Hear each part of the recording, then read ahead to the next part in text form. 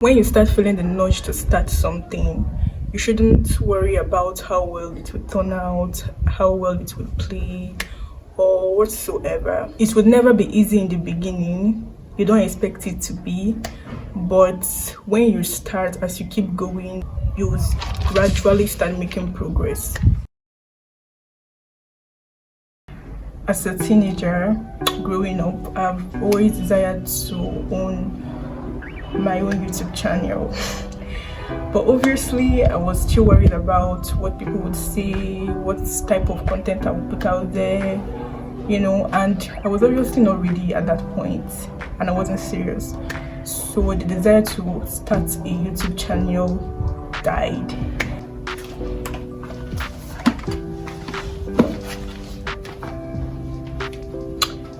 So a year ago, in the month of November, I was alone in my room studying my Bible. Prior to that time, God has obviously started to work on my life. I have started growing a meaningful relationship with God. He already started to teach me his word and all of that. So I was alone in my room studying my Bible. I was studying the book of Timothy, where Paul was admonishing Timothy to stir up the gifts in him. I was reading from verse 1 to verse 5, and then I stumped on verse 6, where Paul said to Timothy that he should stir up the gifts in him.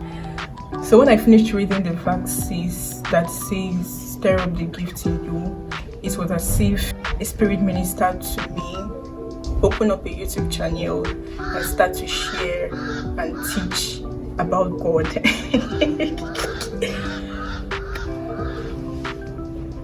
I was like, you say? Okay, and all of that. So I didn't really take it serious. I was just mute and paralyzed for like 5 minutes. Then I was like, this can't be. Then I jumped to verse 7 that says, for I have not given you the spirit of fear, but of love and of a sound mind. And I was like, this is not a joke. This is not a joke. No way. This is a lie. God.And. I just like, rushed the few remaining verses, and I just like shrugged it off, and I'm like, this is not happening, And after that day, I regretted even studying my Bible that day. I regretted opening the book of Timothy, worst of worst. And yeah, so we were heading the festive season at that point, because it was in November, so we were heading to December. I was still in school at that time, and I just consoled myself and said, I don't want anything to bother me. Hey God, I beg. This season, I want to enjoy it to the fullest. So that was what I consoled myself with. So I had traveled, I was with my family at that point, and then I told myself that this thing wouldn't bother me, and all of that. So the more I tried to enjoy, the celebration and everything, the more the nudge kept dragging in my heart. It was like it can never let me go. So the more I want to eat right, the more I want to do all these things, the more I want to feel free, it just comes to my remembrance. Hey God, it wasn't funny. So during that time, I felt so heavy in my heart and burdened. It was as if I hadn't started at all, I would be restless the whole of my life. I don't just know, but this was how it felt like. I always had random thoughts like, why has God placed this kind of thing in my heart? I am not capable of this kind of thing. I don't know. I know that there are so many people that are more, bigger or more spiritual than me that can handle this kind of thing. So why is God giving it to me? And it was because I was just starting to grow in my relationship with God. So I felt so unqualified to come out here and start talking about God. Like, what will I be saying? What will I be talking about? And all of that thing. During that whole festive period, I was restless. The more I tried to run, the more the spirit keep chasing after me, till it finally gripped me and I couldn't run anymore. And now we are here. So yeah. I remember reading an article titled "God Qualifies the Chosen." So after I finished reading that article, I just had to surrender my whole self to God. I stopped running and I was like, if God has chosen me for this kind of thing, then who am I to run away?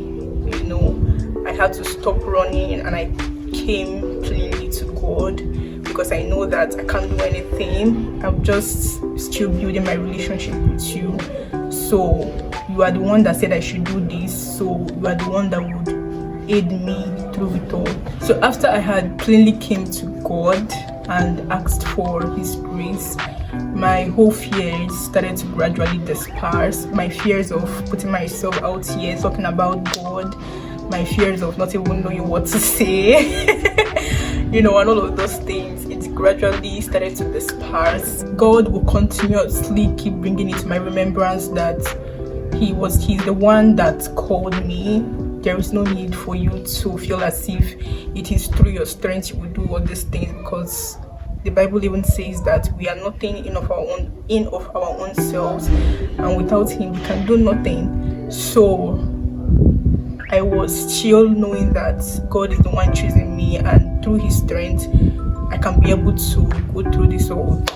So I shared the story to remind us and to remind myself that we can never know what God will do through us when we yield to his instructions in our life. When he had said we should do something, you can never know what God will do through you, and I can never know what God will do through me if I keep yielding to his instructions in my life.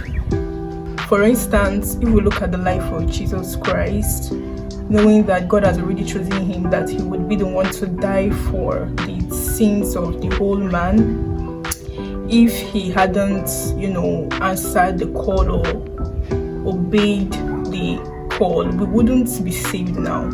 We would still be wallowing in sin, and the grace we have now, the reconciliation we have with God now, wouldn't be there. I don't know what we would even look like now, but because of his obedience, because of the joy that was set before him, he yielded himself for our life. Imagine if he had disobeyed, we wouldn't be enjoying the grace and the freedom we have now. So the same way it is applicable to myself and to you.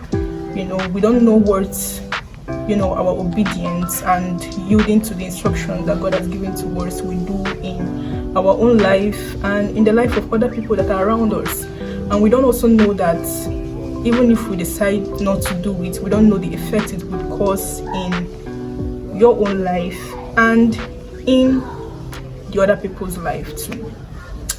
So because we are not living to ourselves, we are living to others, and we're also living for God. And you might be thinking, you are weak, you can't do it, this and that, blah blah blah. The truth is that you are actually weak and you cannot do anything. It is a fact. It is even very good that you even acknowledge the fact that you are weak, so that when you come to God, you're coming as a non-entity, as nothing.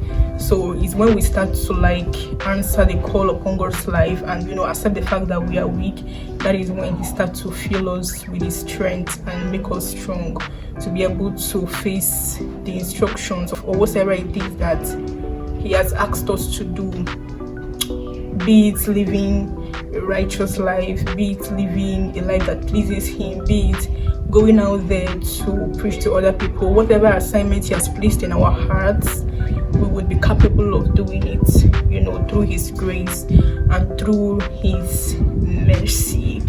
I pray that in God's bountiful mercies, that he would keep aiding us, he would keep aiding me, he would keep aiding you to be able to live out the life he has chosen and to walk the path he has chosen for us all, because he loves us all. So thank you. This is my story. This is why I started the YouTube channel. I created it, and yeah, we are here today, and we thank God for that. So thank you for watching, and I hope it inspires you. God bless you.